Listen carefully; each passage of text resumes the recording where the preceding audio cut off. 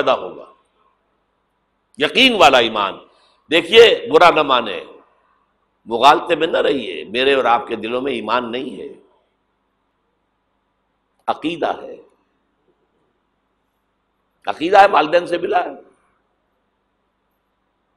یقین والا ایمان کہاں ہے؟ اپنے گریبان میں جھانکیے، اللہ آپ کو توفیق دے۔ کیا مجھے واقعی یقین ہے کہ مجھے مرنے کے بعد جی اٹھنا ہے؟ کیا مجھے یہ واقعی یقین ہے کہ اصل زندگی آخرت کی زندگی ہے؟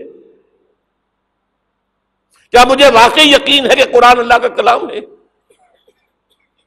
ٹٹولیے اپنے دلوں کو۔ اگر یقین ہوتا کہ اللہ کا کلام ہے تو آپ اس کو سمجھنے کے لیے عربی بھی نہ سیکھ سکتے؟ انگریزی آپ پڑھیں، اور پڑھی آپ نے ایسی کہ انگریزوں کو پڑھا دے؟ کیا نہیں کیا؟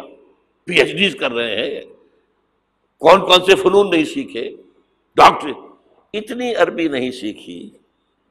تمہارا دعویٰ ہے کہ تمہارا یقین تھا میری کتاب پر، اللہ پوچھے گا تمہارا سلوک کیا تھا میری کتاب کے ساتھ؟ تم نے پڑھا اس کو، سمجھا اسے سمجھنے کے لیے عربی سیکھی؟ نہیں، تو تم جھوٹ بول رہے ہو، تمہارا کوئی ایمان نہیں تھا میری کتاب۔ ما آمن بالقرآن من استحل محارمہ، جنہوں نے سود کو اپنے پورے نظام کی جڑ بنیاد بنایا ہو، ان کا ایمان کوئی ہے اللہ پر؟ حضور فرماتے ہیں کہ جس شخص نے حرام کسی شے کو اپنے لیے حلال کر لیا اس کا کوئی ایمان نہیں۔ دوبارہ آج بھی کرنا ہے تو دوبارہ ایمان پیدا کرنا ہوگا، ایمان، عقیدہ نہیں، ایمان۔